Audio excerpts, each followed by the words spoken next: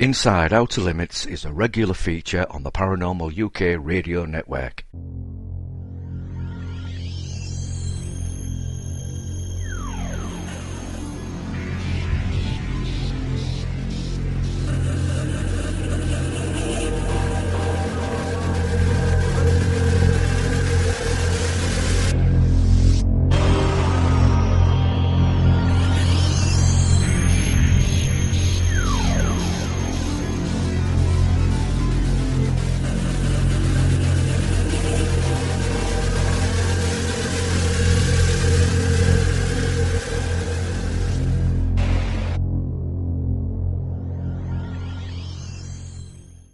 Hello everybody once more, and welcome to the first of the new season of Inside Outer Limits radio show with myself, Chris Evers. We've had our little summer break, and of course we've got my UFO royalty, shall I say.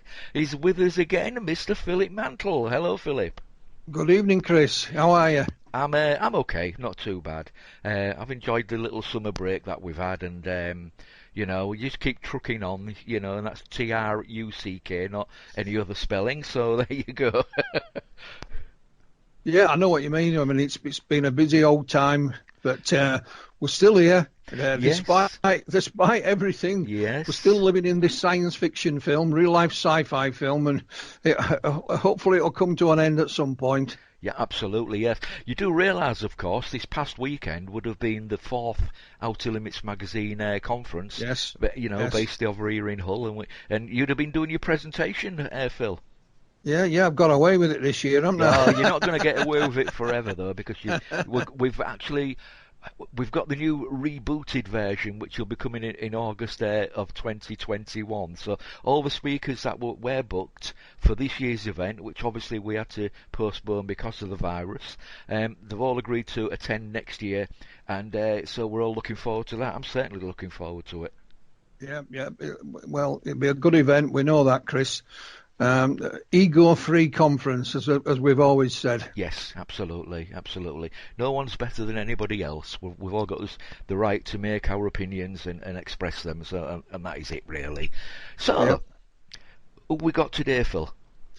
Well, as everybody is probably aware who listens to us on a regular basis, I have a little publishing concern called Flying Disc Press, and our guest tonight is a gentleman who contacted me some while ago with what is really, I think all the books that I've managed to publish are unique in their own way, but this is sort of double unique. And we have a gentleman from the United States called John Steiger. Yep. And John has written. It is published in book format. But it's not a novel. It's not non-fiction in that respect. It's actually called the UFO Trilogy, Dramas for the Stage. Oh, that's something unique. It is indeed. So what we have is 3, I'll call them screenplays, but they're stage plays. So it goes through the dialogue. They're all a work of fiction, but they're all based on real life events. I'll just outline them so we all know. There's one called the Roswell Trial, a courtroom drama. The Rendlesham Forest UFOs, a British Board of Inquiry. And Will to Believe, the Brooklyn Bridge UFO Investigation. Is that the Linda Cortale one? Cortale, whatever. That's the one. Yes. That's featured in Bud's book, Witnessed, of course. Yeah. And we have the author here tonight to chat with us about this. That's John Steiger. Good evening, John. Hello from the States. Hi, John. Hello. Thank you for joining us. For those not aware, we've had a little bit of technical problem getting through to John for 5 or 10 minutes. And, we'll blame it on the atmospherics across the Atlantic, shall we, John? And leave it at that. But for those that don't know you, John, just give us a little bit about your background. I mean, if I were to say who is John Steiger, what would you say? I would say that I came upon UFO fascination later in life. I really I was trying other things, such as I was writing fiction in my 20s and 30s, and I actually produced and directed 2 movies, which I don't want to discuss beyond that, really, because they're pretty much financial disasters to me, so I had to get out of that game. And meanwhile, I had the interest in UFOs for, the past 10 years, say. And although I'd really developed some interest from listening to Art Bell radio, or, late night radio, it's on late night here in the 1990s and the early 2000s. They still have Coast on, but it's with the George Norrie now. Yeah. So anyway, I was listening to that and Linda Moulton Howe. She was interesting to me as well. And then I started reading literature in the UFO area, particularly Kevin Randle, because for some reason I'm attracted to the UFO crashes. And he wrote the book History of UFO Crashes. That was in the 90s. And then he did a follow-up to it called When UFOs Crash Fall from the Skies. When UFOs Fall from the Skies. And that was in 2010. So then I went to one of Steve Bassett's conferences, because they're here near Washington, D.C., where I live. And then I did the 2013, the Citizens Hearing, which was had talent from all over, Nick Pope and Antonio Huneeus, and a lot of people from, not just states people, but from all over. A guy from China even came. And so anyway, that was things I attended. And then I went out to Roswell, because they have a UFO festival out there. That was in 2015. And I drove out, and on the way home, this is a 3 or 4 day drive. I got the idea to to take the whole Roswell UFO event, because it's very two-sided. There is the pro-UFO side, and then there's the anti-UFO side. And the pro side, I got the idea to make it into a trial.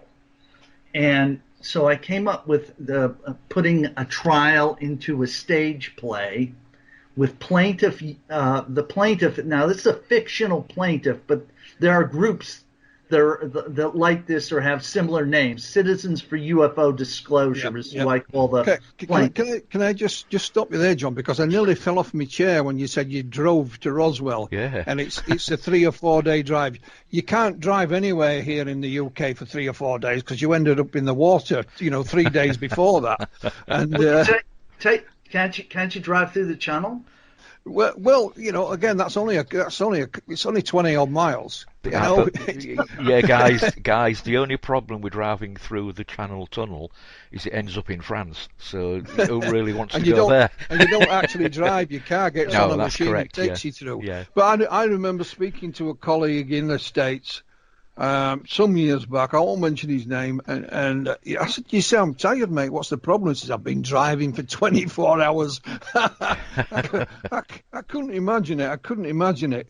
But one of my travels over here, we met 2 chaps from Britain who they come over on vacation. Their wives aren't interested in it. They may have gone once, but they like doing it, and they get away. And they go on drives through the U.S. and Canada. My wife and I drove up to Alberta, which is, pretty far west in Canada. Yeah. Last fall, and we're going out to Colorado and whatnot in about a month. So anyway, I mean, there's a lot of open road out here. Oh, I know. I've been there, John. I lectured at the Roswell Convention in 2007, and I flew into Albuquerque, and I met some colleagues there, and we drove down from there. And then we went out to this, the alleged crash site, and it is, the back end of nowhere, and even today. But it was interesting. What really interested me is the fact that you talked about we'll start with Roswell, because it's the first one in the trilogy, and we've often argued what would happen if we could take the evidence to a real court, and put it before a panel of experts or whatever, and what would the results be? So let's start with, I'm sorry to interrupt there, John, but let's start with the first part of the trilogy is the Roswell Trial, a courtroom drama. Tell us how that came about and a little bit more about it, if you could. Right. Well, like I said, I went to the Roswell Festival. I was intrigued by the Roswell case, also from reading about it from Kevin Randle. So I came up with the idea. I'm going to research the entire event, get all the literature, including a certain book by Phillip Mantle and who was your the name escapes me right now. Michael Hesseman. Yes. I included your book.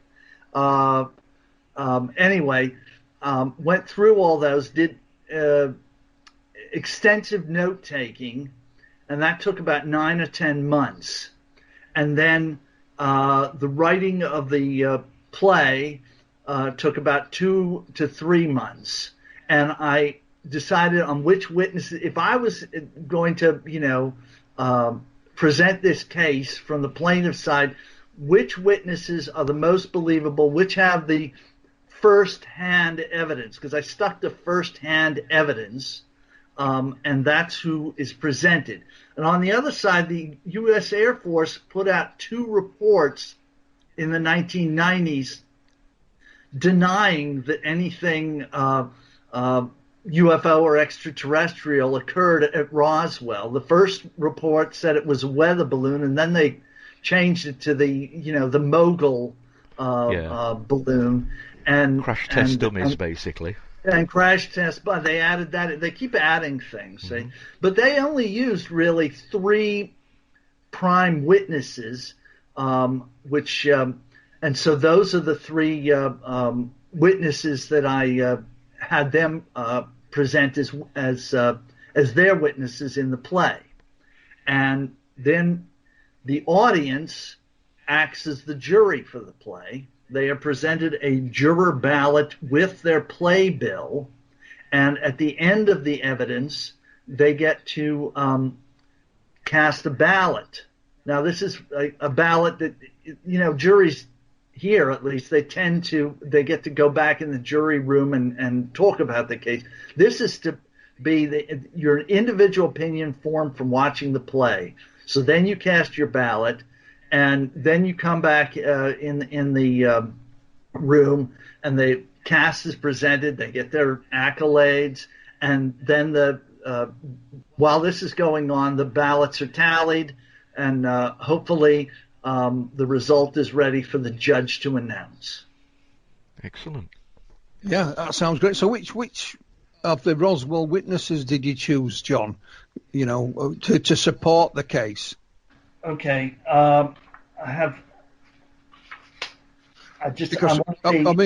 It's good that you should mention. Okay.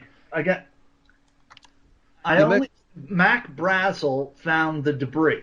But Mac Brazel never really talked about it because he was, taken prisoner by the government of the military for a week and basically browbeaten into agreeing that it was a weather balloon. So, but his son, Bill Brazel Jr., presented, he was present because when they took him in off the ranch, the animals were left unattended. The military didn't even care about the man's animals, for God's sake. So anyway, the son figured out, seeing he just happened to see his father's photo in the newspaper that this was going on, and said, I better get down to the ranch because it sounds like I'd be needed there. He went down, found the place deserted. So anyway, but Bill Brazel was a witness, first-hand witness. Then you have Jesse Marcel, who went out to the crash site, the debris field, and investigated, and came clean about it, and gave a truthful presentation as to his findings then. And then there's some additional witnesses. Louis Rickett, who went to the other crash site, because there were multiple crash sites. A very important detail is that if there were multiple crash sites, how could a weather balloon possibly account for that? Because a weather balloon might crash, but it doesn't crash in more than one place, especially when they're 30 miles apart. And it also doesn't create a big groove in the ground or gouge in the ground, which was present certainly at the Foster Ranch site, which is where Mac Brazel's ranch was. So then, anyway, I also have some military witnesses, such as Edwin Easley, who was the provost marshal at the base and was at the scene, although he would not confirm much because he kept to the military line. And also General Dubose, who admitted that the whole event that took place in Fort Worth, where the weather balloon was presented to the press, Dubose said, "Oh yes, that was a cover-up that was cooked up by General Ramey, who was in charge of he was in charge of the 8th Air Force, and he was higher up than the people at Roswell. And he was advised by the Pentagon to come up with a way to get the press off everyone's back, because the Roswell base put out a press release saying that a flying saucer had been captured. Yeah. So anyway, they had to come up with a way to explain that away, and that's what Ramey did an excellent job of doing that, because the press bought it hook, line, and sinker. But anyway, Ramey, a lot of these witnesses never talked. Ramey never talked. If he did, he'd be on the Air Force side in all likelihood. Blanchard, who was in charge of Roswell Base, never talked. The sheriff of Roswell never talked. He was scared into submission. But anyway, there was enough. Then I ended it. We also had a general who had been was a commander at Wright-Patterson later in his career, which is where the crash material ended up. But he said that he flew over the crash sites and could account for multiple crash sites. So what it is you're forming a puzzle, and you take each witness and add together pieces of the puzzle to form a whole picture. Mm-hmm. And then I ended it up on the plaintiff side with Frankie Rowe, who was a 12-year-old at the time, and she had been shown a piece of the memory metal by someone who had been to the crash site and came. I believe it was her father, who was a fireman, who claimed to have been out there. Yes, but he didn't.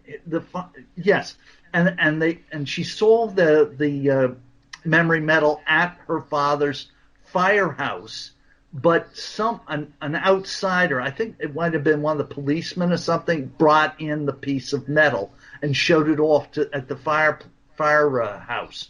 And then what happens is the military comes and visits her and her mother. The father wasn't there, at their home, and threatens them with basically with death unless you be silent about having seen this memory metal. Isn't that the one, John? Isn't that the one where the comment was made, "Bullets are cheap," if I remember correctly? Yeah, exactly. And they're. I mean, this is the military can't have it both ways. I mean, they say, "Oh, it's a weather balloon," and then it's a mogul weather balloon and whatnot. But meanwhile, We're threatening a young girl and her family with death. We are keeping the main witness of the ranch prisoner for a week to get him to agree to what we say. I mean, it's outrageous conduct. Well, what puzzled me about the whole affair, I don't know, we're digressing a little bit, but we had Jesse Marcel Jr. here some years back speaking, and he said they used to release weather balloons every day from Roswell Army Airfield anyway. And it was only, I think, a few months before this happened that his father, Marcel Sr., had actually finished his training in the use of weather balloons. So he was trained. And I also said, let's assume that the skeptical side of this is correct, that it was some kind of weather balloon, be it mogul or what, they were still just weather balloons.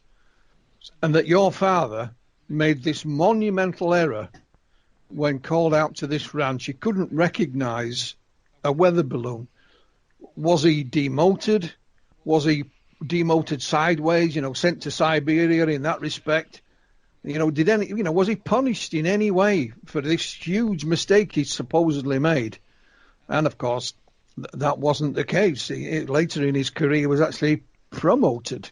And I think he ended up working at the Pentagon. I'm not entirely sure, but I know nothing untoward happened to him as far as his military career was concerned. You would think, wouldn't you, if you'd made such a monumental mess as this, that you'd received some kind of reprimand, even if it was just something on your military record, if nothing else. But of course, none of that happened, did it? Absolutely not. None of that happened. I tell you what I'm interested in there, Phil, is we've all seen the image of Jesse Marcel there holding the balloon material, alleged balloon material, if you want to put it that way.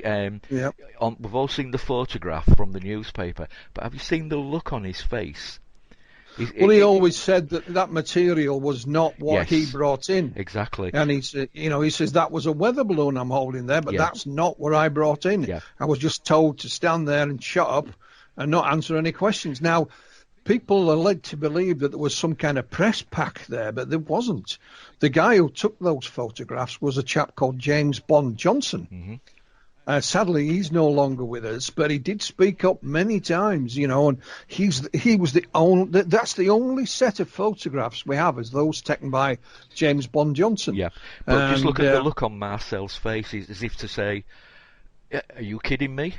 Is this? Are you trying to say this is what I brought in?" You can see it in his face. What is interesting though, John, we actually had Kevin. I've known Kevin Randall a long time, and we had him on the show. Was earlier this year, I believe, Chris. That's correct, Phil, yeah.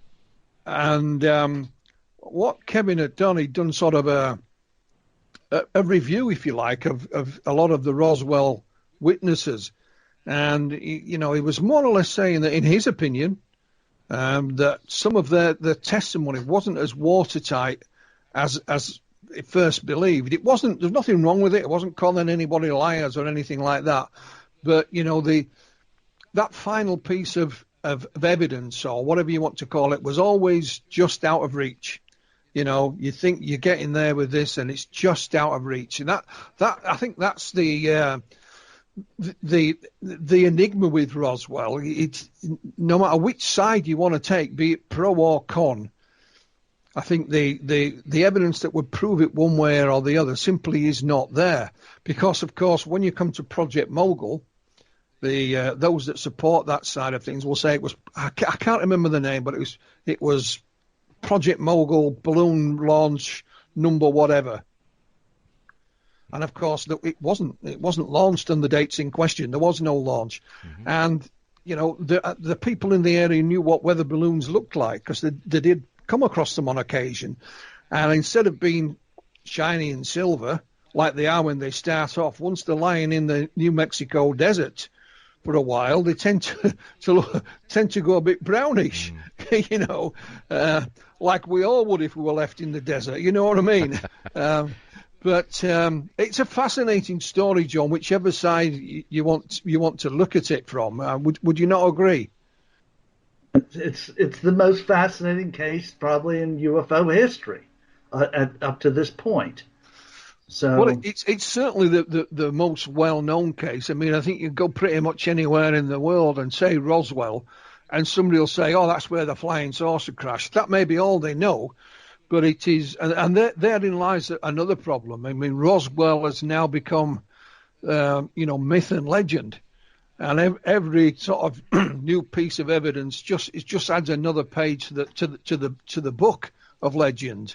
And I think everybody, certainly from a first-hand witnesses, are all now deceased. I'm not sure about Frankie Rowe, but I think they're all gone now. So she died 2 or 3 years ago. Okay, so they've all gone, and but it's still a fascinating case. It's one that'll never die. It will continue forever. It really will. Well, that's why I wrote the play. To basically give people a nutshell view of what Roswell is really about. I mean, they can find out in one night's reading or one night's play attendance what Roswell's about, and that's the reason why this play exists. Well, of course, Chris's magazine and his conference also had an exclusive when we released a clip of film of an interview with what we believe is a witness to Roswell that has escaped the net, so to speak, John. I'm sure you'll probably not be aware of it, but the story is, going back some years, I was contacted by a film company in the States called White Tiger Films, and basically what they did was they made true life TV dramas. So, something had happened and they'd make it into a TV drama. And one of their clients was actually a lady, and she was a private investigator, apparently of some note in the States. Anyway, she had passed away, and her son and daughter were going through her possessions, and in her possession was a file, and it just said Roswell on it. And in this file was a VHS tape and some paperwork with a transcript on. So they popped the videotape in the player. The videotape goes back to, I think it was 1998. And it's, I'll say an interview, but it's a very informal conversation that is filmed with one of her clients. And he was called Charles Forgus. And he'd been in the military during the war. After the war, he went straight into the police work. Now, he didn't live in Roswell, so we'll make that clear. He lived in a place called Big Springs, Texas. And he claims that in 1947, he was a deputy sheriff. They'd been looking for a fraudster, a guy who'd been cashing dud checks, false checks. And he'd actually been caught and put in the jail at Roswell. And they've been in communication with them, so they arranged to go and collect him. And he said that while on the way to Roswell with the sheriff, they heard on the police radio of this incident and managed to find the location. And he claims they witnessed the recovery, or they were recovering the UFO. He saw the alien bodies being dispatched. They weren't forcibly told to leave, but they were asked to leave in a polite manner. In other words, they didn't have a choice. And off they went. They picked up the prisoner, and the story stayed with him. And of course, he'd passed away by the time we received this. Then the gentleman who owns the film company stopped talking, and it was only about a year or so later that I found out that he'd sadly passed away.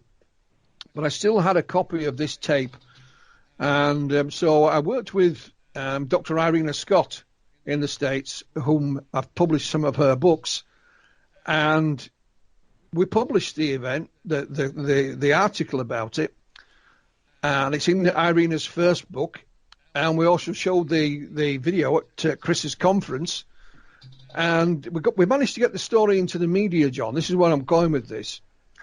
And we were first contacted by a nephew of the late Charles Forgus. And he said, the old boy was as straight as a die. And here he's got a son he gave us the son's contact details, and we contacted his son, and he says, yeah. He said, my father told me about this several times. The first time he told me was in the 1950s. He said, I can't tell you what year it was. I know it was the 1950s because we actually moved house, and it was a big move. We moved from A to B. It was a big move for us. And of course, John, as you'll know from your research, Roswell was dead up until 1978, 79. There was no mention of it anywhere in the 1950s at all. It wasn't until Stanton Friedman found Marcel Sr. in the late 1970s that it resurrected. And what nobody knows, I'll say this for the first time, I have literally received in this last week a message from the late Charles Fergus's grandson, who says, I remember my grandfather telling me this story when I was a young kid. So I've asked him for more details, and I'm still waiting. It's a fascinating story. Whether it's true or not, I have no idea. But he was at Big Springs. He was a deputy sheriff.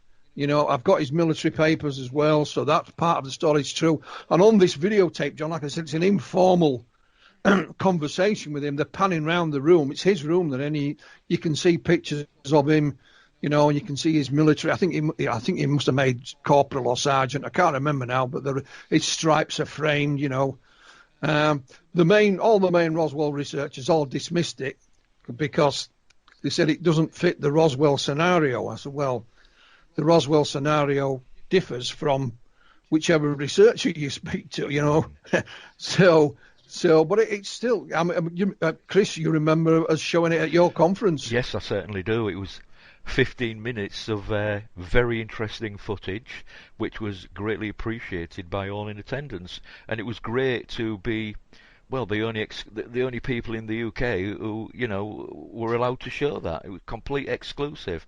And for that, I'm extremely grateful to yourself and Charles Fergus's relatives for allowing us to show that. Maybe I'll send you a copy, John. Well, I'm familiar with that from Kevin Randall's blog. I did not know about that at the time of the writing my play, but I found out about it from Kevin Randall's blog. That's the extent I know about it. I don't know how much stock Kevin puts into it. He don't put any to it because it doesn't fit his version of the Roswell scenario. You have to understand. Kevin's kind of my mentor. Mm-hmm. Is the closest thing I have. But then he let me down greatly with that book, Roswell in the 21st Century. I can't stand that book, and I've told him that. But I mean, one bad one out of 20 some wonderful books. That's not a bad ratio. Oh no! I mean, I got told off by him. I mean, I've known Kevin a long time, and he's a chap I have huge respect for. And I said he's an author over 100 books, but I think it's now gone over 150 if you remember him correcting us, Chris. Because a lot of those, because he is a professional writer. He writes fiction books mainly, but he's as we know him for his UFO writing, and I do dip into his blog every now and again. But I'll send you a copy of it, John. It's not a problem. Okay. It's just interesting. I'm not saying it's true or not true. It is just an interesting little scenario. And then, of course, just recently, people will probably know again that I've been working with Calvin Parker from the Pascagoula case. And Calvin came out with the story that in the early 1980s, he was working out in Iowa in the oil fields. And he got to know the lady behind the counter in his local grocery store. And she, out of the blue, she asked him if he would go and talk to this old gentleman for him. And Calvin's, he's a real gent, and he thought, well, it's some lonely old guy who needs somebody to chat to. So he said, okay. So off he goes. Now, bearing in mind, even though he was involved in a close encounter, he's not interested in the UFO subject, knows very little about it.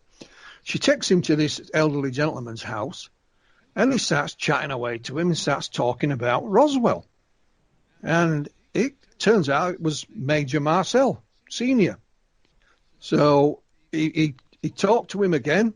I think they met second time at a local hotel and had a drink. And the third time, Calvin was back at his house and they were chatting away. And Marcel said, I actually have 3 pieces of the UFO. I kept 3 pieces of it and they're in my water heater.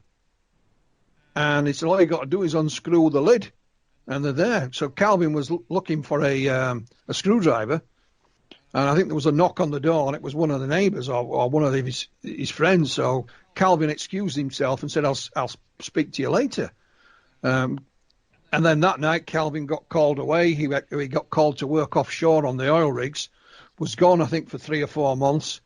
And by the time he came back, Marcel Sr. had passed away. But the house is still there, and Calvin only told me the full story when I actually told him that Marcel Jr. had passed away. He didn't want the story getting out and having Marcel's family pestered about it. He'd no idea that, Marcel Jr. had spoken up about the incident and was, and things like that. But just so we've discussed when it comes to Roswell, maybe the next research that could be done is looking in people's attics and basements, filing cabinets, see if they have any documentation, any old diaries, you name it, because as we've just mentioned, all the first-hand eyewitnesses have now passed away. But it's amazing what people leave lying around, is it not? Absolutely. Certainly is. It's quite amazing. So second on your list, John, in the UFO trilogy, sorry for rabbiting on, we've got what is probably Britain's most famous case, the Rendlesham Forest incident, or RFI as we call it here. So you've actually got this fictional account as a British/American Board of Inquiry. How come Rendlesham makes it into your trilogy, along with Roswell? It's the most important case that I've come across aside from Roswell. It's right up there with Roswell. I mean, they're 2 shoulder to shoulder. And there's just even though it took place over 3 nights, but that's a very finite amount of time. A lot happened over those 3 nights, and each night has its own interesting consequences. And unfortunately, we don't know a whole lot about a whole lot definitive of what happened on the second night. So I did not include the second night in my play. But I instead of doing it by the nights, I did it by the witnesses. And there are 3 chief primary witnesses. So Act 1 is about Jim Peniston. Act 2 about John Burroughs, who was a supporting witness but present on both the first and third night. And then there's Colonel Holt, of course, who was present on and led the patrol that encountered the UFO on the third night. So did you do the same sort of research, reading all the literature? Exactly. Same methodology. 9 to 10 months to read everything I possibly could, take extensive notes, and then 2 to 3 months to write the play. Did you not meet Colonel Holt? I met Holt. Yes, I interviewed him twice. That was more in conjunction, though, with the screenplay of Rendlesham Forest that I subsequently wrote. I mean, I had the play completed before I interviewed Colonel Holt. I also met Peniston and Burroughs. They were both at the citizens' hearing, and I, had drinks with them and spoke with them about their experience and listened to their presentation there too. And how they were denied their medical records, and more outrageous conduct on the part of the military, even, in more modern times. Can I ask you a question there, John, if you don't mind, please? Cool. When you met Colonel Holt, you said you'd already wrote the screenplay, the play, before you actually met him, was there anything that he actually said that you were forced to actually change anything in your screenplay? What I used what I used Colonel Holt for, and this was in both. I gave him the stage play and the screenplay, and let him look it over for technical advice, because I've never been in the military, and he, of course, has a wealth of experience with that, and he helped me get the technical terminology down. Mm-hmm. And there were a couple things that he advised me, like just, at one point I was talking about him changing his uniform and whatever, which he did because he had to leave he was at the function and he had to go home to change. And he said, just call it field gear, John. I mean, that's, because I was like saying, like, didn't know exactly what I was, calling the changing process. I changed into field gear, make it simple. Things like that. Yeah. To make it, take the complex and make it simpler. Yeah.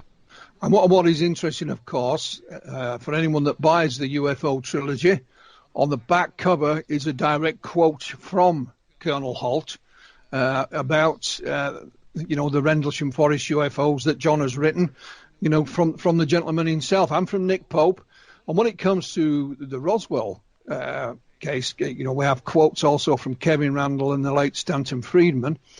And then the third case in the trilogy, John, is perhaps a case that I know well, because I knew the author of the researcher involved, Bud Hopkins, but it's the Brooklyn Bridge case that it's known, or witnessed as it was in Bud's book.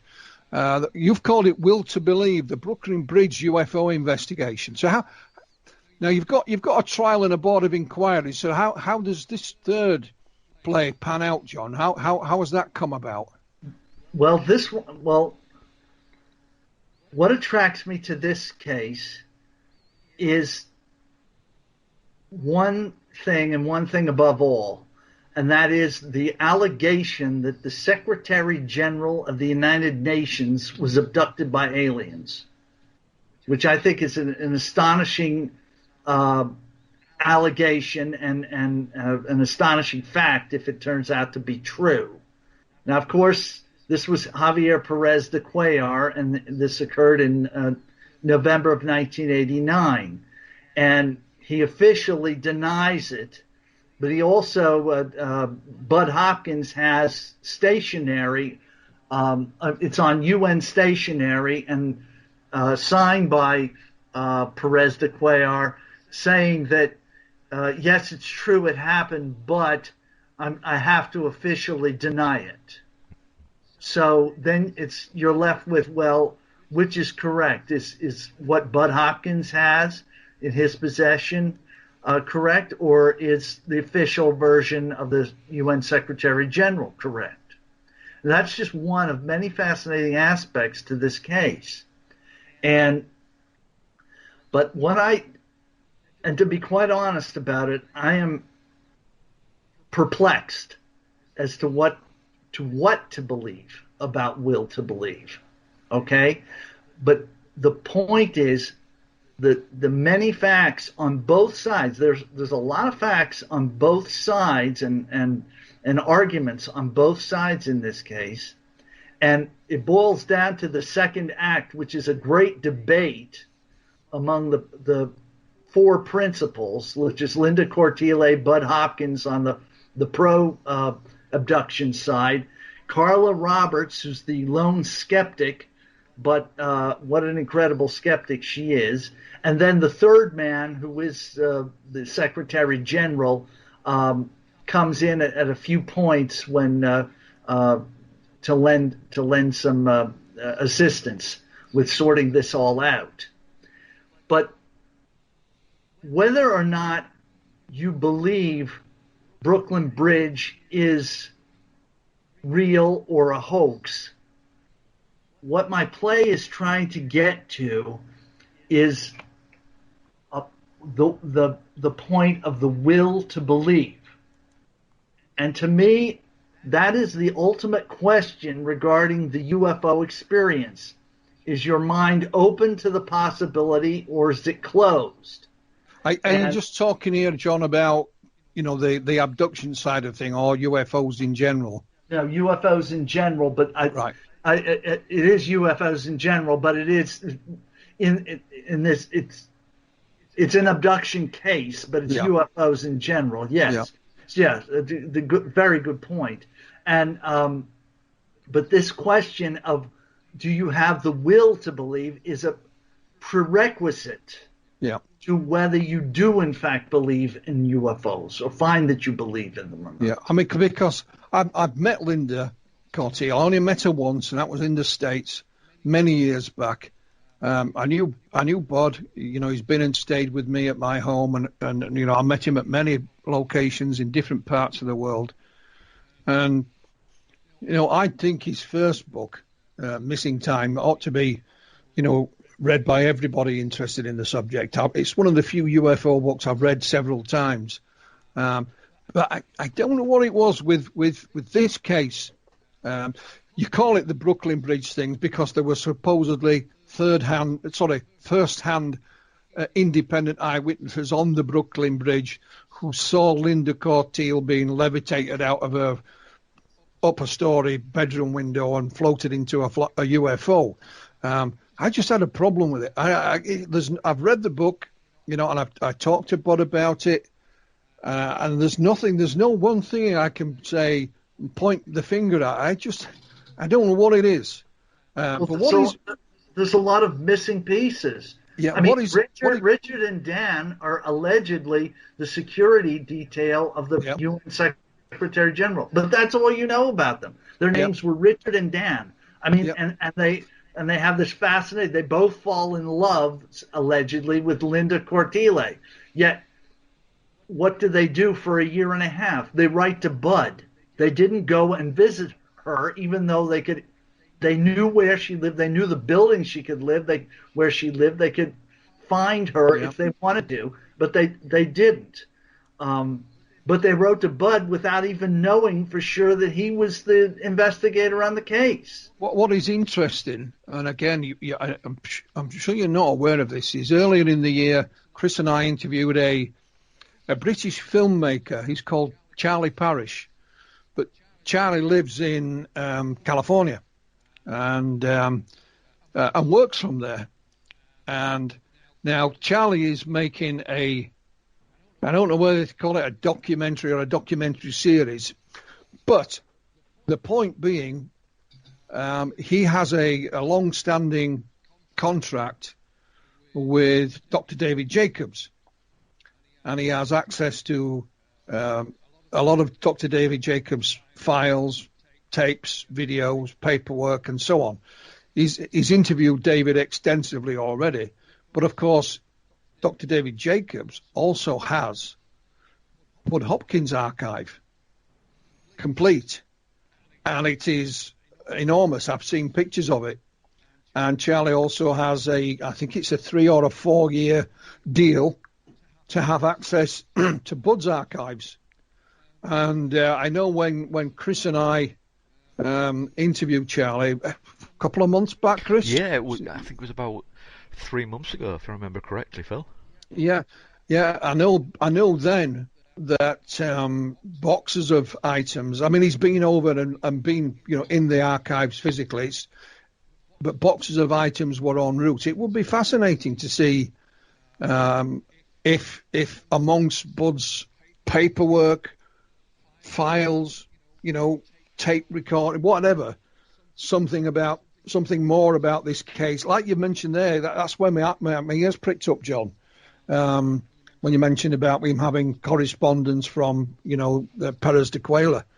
It'd be interesting to see if that's there, if there's anything else that Bud didn't make public at the time. But I said it at the time, I can't reveal this, it's up to Charlie, but when Charlie's its film is made, it could potentially be quite groundbreaking. and I'll leave it at that. I've seen little snippets of parts of it that he's made so far, and it's stunning. It's fascinating. But it'd be interesting to see. I jokingly said to Charlie, I speak to him fairly regularly. I said, can you not just stick me in that archive and just slip some food under the door a couple of times and leave me there for a while? I'll be quite happy. Take you for a walk once a day, Phil. Is that what you're after? Yeah, I mean, it is enormous, and but I don't know if, again, I'm sure you're aware, John. A chap regarding this case cropped up recently, and there's a chap I never heard of before. And he calls himself Yancey Spence. And he admits that's not his real name. He's told me his real name, but I forget what it is without checking. And he claims that there was, near this location where the abduction happened, there was I'll call it a mail depot. I don't know if it's your national mail or one of the mail services like, parcel force we have here. I don't know which one it is, but he reckons that himself and a number of his colleagues were also witness to these events, but nobody apart from Richard Dolan apparently will take any notice of him. So I just said, well, tell me your story. I'll look into it. But he hasn't divulged anything else. He keeps complaining that nobody will. Have you heard that name at all, John? Yeah, you forwarded him to me, and I talked to him on the phone for, it was somewhere around an hour. It could have been longer. Mm-hmm. I'll talk to you off air about my impressions of him. I mean, yeah, well, I'll speak on it. I wasn't convinced. I'm not saying he's lying or anything like that, but like the whole case. I'm not accusing Mr. Spence of lying or anything like that, but there's just something I can't put my finger on that I don't think's right. He's a very late witness. He came out way after the events and way after most of the other witnesses. That's one of the problems I have with it. Well, can I just ask one quick question? Charlie Parrish, I'd never heard of before. Now, was he interviewed on this program, the same program we're having to? Yeah. I must look that up. I must listen to that because that sounds of great interest to me. Yeah, I mean, Charlie's a nice guy. We have other interests of a similar nature. We're both football fans, and we both follow the same football team, even though he's living in Pasadena. And he's been here. I've met him. He came home earlier this year because his family are still in the UK. So I've been and then he's been in my house. We went out for a bite to eat as well, and obviously he's only said so much on our little show. I've spoke to him in depth about it, and what he's working on. The thing about Charlie's film series, he's not sure yet how it's going to end up. He doesn't have to go to the broadcasters for the money to make it. He has a private benefactor, and it's not Bigelow or anybody like that. So there is the private benefactor will be revealed in due course. It's not a secret. He just wants to do it in his own way. It's not a politician or certainly not me. So he's not got to go begging to the broadcasters or Netflix or Fox or the BBC to say, can I have the money to make this? It's there, and it's slowly coming along. It potentially could be groundbreaking, but he does. The other thing that Charlie doesn't know what to do is with all the information he does have outside of this project, because the archive of Dr. David Jacobs is substantial. And I spoke to David last year, I think it was, on Skype. And then you have Bud Hopkins' archive that he's in possession of, which is even bigger. And like I say, I've seen Charlie basically walk around the archive with his phone and filmed a bit of it so you could see it. And it is amazing what's in there. It really is. And Charlie's not sure what to do with the rest of it. So I give him a few ideas. I'm sure he's got plenty of his own, but the potential is there is amazing. So yeah, check back on Inside the Outer Limits for Charlie Parrish. He's a little fella with a beard and a camera, but an interesting man in his own right, and we wish him well with that. Well, he did say, didn't he, though, Phil?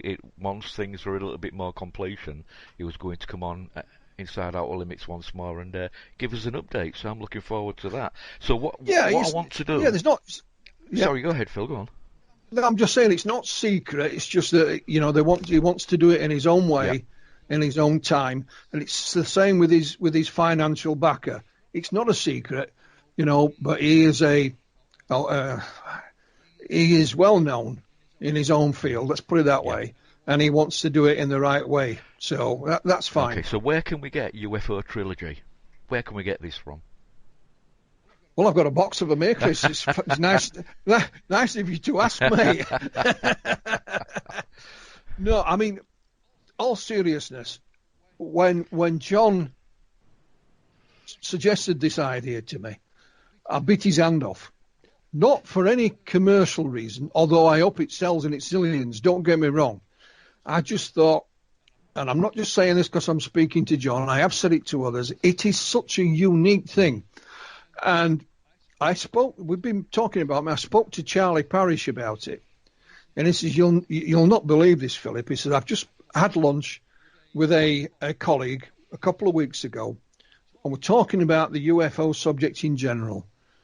And we both said, you know what's missing? And they said, what? He says, something for the stage. Wow. A stage play. Coincidence. And I said, well, it's funny you should mention that, Charlie, because we haven't got one stage play. We've actually got 3 here. And Charlie has a copy of it, by the way, John. I sent him a PDF, but I have also sent him a hard copy. And I just said, if you have any other financial backers that just want to, put some money into a stage play, point him in that direction.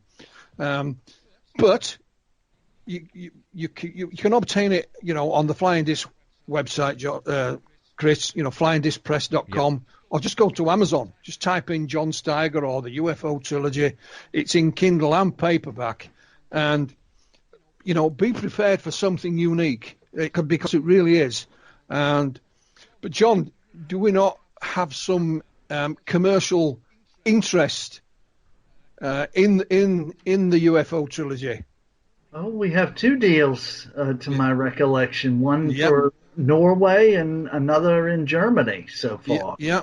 We got one gentleman come forward. He runs his own theatre in Norway. I believe he also was some kind of TV Norwegian soap star at one point, and he contacted us. So he's signed an agreement with John. But then COVID came along. So it kind of, having said that, I noticed on this Norwegian gentleman's page, they've just had their first play open again in Norway with an audience. Excellent. So, so things have started to tick over there. Now, I also work closely with a company in Germany called Nibe Media. And again, despite the COVID pandemic, they have been looking at ways to expand. So the first thing they did, they've taken all of our books in German, but they are also expanding into other areas of media, like radio, television, and in the theatre. And we have an agreement with them. What they want to do is to produce all 3 of John's plays on the stage, but then also film it and make the films available commercially as well. So, again, a lot will depend on how the pandemic goes, but I'm pretty confident, had we not been in the pandemic, John, I think we might have got interest from elsewhere, but things... We just have to wait it out. Well, that's it. It's not going anywhere, is it? The trilogy is still going to be there long after this virus is dead and gone, But I would urge the UFO community to support this, not from necessarily just from a commercial point of view. It's something that is so unique, because we're used to seeing, the latest documentary, which most of which are rubbish, if we're honest. Then we'll see the latest so-called UFO movie. Practically all of them are dire, in my humble opinion.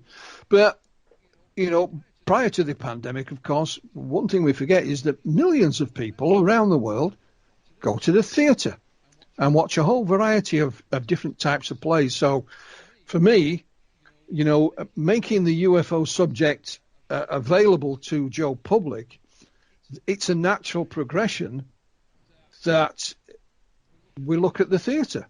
And, in my humble opinion, John's work, fits that ideally. And it would be amazing, to see one of John's plays. I would love to see the Roswell play, personally speaking, because I like the audience interaction where they get to be the jury at the end. And, a little bit like Mousetrap, really, Agatha Christie, isn't it? You pick the ending that you want, really. Is this correct or is that correct? Who did it? Who didn't do it? So, it is fascinating and very unique alone in that context, really, isn't it, Phil? It is. And he's sat there across the Atlantic now, and it's an amazing body of work. And I think all credit to him, and because it is so unique. And like I say, John has trawled through everything he can lay his hands on, pretty much, to come up with these fictional scenarios, which, I think would be. And not only that, again, correct me if I'm wrong, John, but it wouldn't take much work to change these from stage plays to being TV dramas. Am I correct or am I wrong? I honestly don't know. It would depend. I mean, they're set like for on a stage. Mm-hmm. So it would probably depend on if you want to take the action like from a board of inquiry into Rendlesham Forest, or if you want to take leave the courtroom in Roswell and go out to the field or wherever, or to the hangar. But Will to Believe is, I think, quite different from Witness, because Witness, it includes those alleged kidnappings and whatnot. Yeah. I don't have any of that in there. I don't even. I reference Richard and Dan a little bit, but not that much. But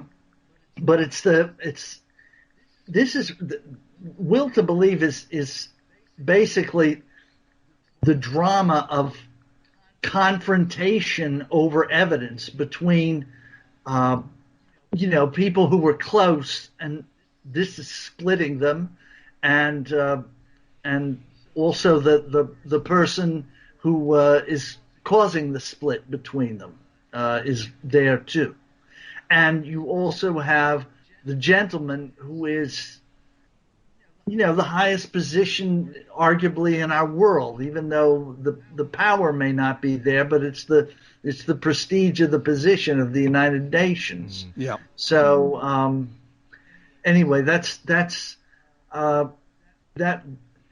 I suppose you could do it, but that would be.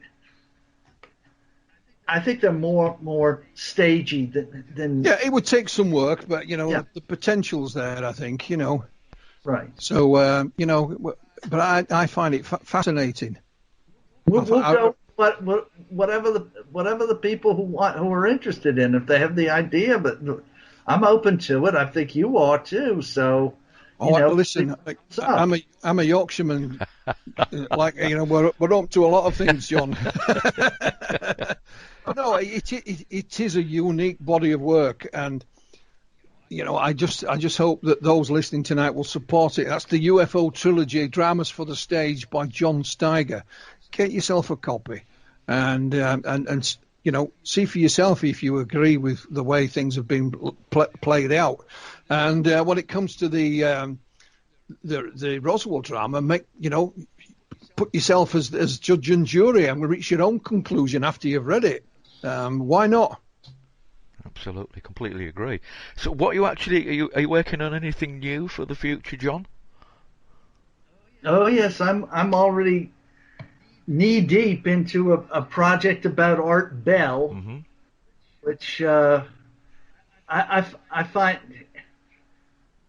his radio programs are fascinating to me, and so anyway, I'm researching them. This is potentially an enormous project because so far I have 1,920 different radio programs of Wow. his on mainly on UFOs and the paranormal, and I mean, not all of them. There were a few on politics, even later ones. He was political, and then at a certain point, he switched over to UFOs and paranormal and whatnot, and mostly dropped the politics. But there's a fascinating amount of material there, and it needs to be preserved, I believe.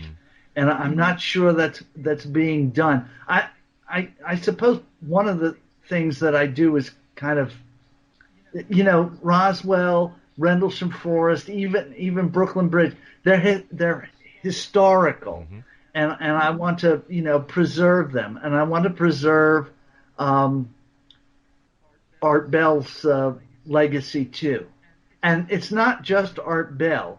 There's two other important components. The guest. Every night there's at least one guest, sometimes multiple guests, and they have a lot to offer. And also the audience brings some important points to our attention as well. And so you put all that into combination, and I believe there's really something there that's worth my research time. Absolutely. Well, absolutely, I completely agree. Well, I'm just going to say, John, I wish you every single success with that. I do have a copy of UFO Trilogy, and I will admit I have not started reading it yet, but you've encouraged me through your description to bring that further up my book list, which I've got to read. So I will be taking a look at that. If you want me to sign up when we meet, I'll be happy to do so. Okay. What I'll do, I'll just like to close the interview now because we have kind of gone over time a little bit, and I just wish you every success with this, John. And really do hope that somebody will actually, take this on and get these either on TV or on the stage, or even, if possibly, you can possibly expand them into some kind of movie, and I wish you every success with that and more power to your elbow, John. Thank you so very much, and thank you very much for having me on. Yeah, we'll speak to you in about 150 years' time when you've gone through all the Art Bell stuff, John. It might take that long. So once again, thanks everybody for joining us on Inside Outer Limits radio show with my co-host, UFO royalty, Phillip Mantle, and our special guest this evening, John Steiger. Thank you. Inside Outer Limits is a regular feature on the Paranormal UK radio network.